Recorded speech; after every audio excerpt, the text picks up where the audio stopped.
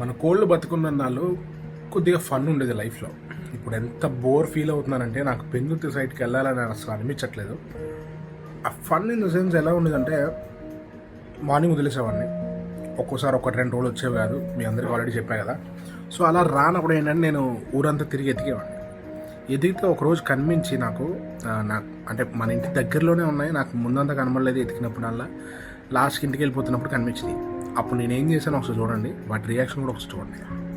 ఊరంతా ఎతికితే ఎక్కడ ఉన్నాయి తెలుసా?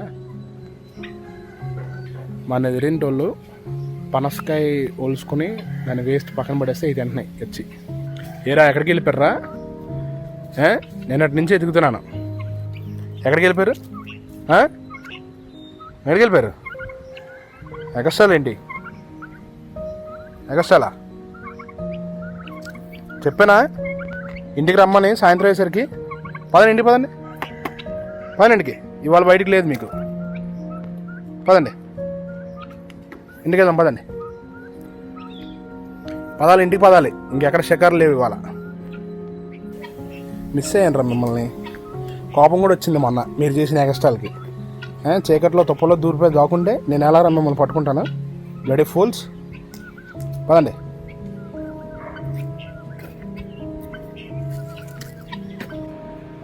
అవి చనిపోయినప్పటి నుంచి నాకు పెన్నిటికి వెళ్ళబుద్ది కాదు.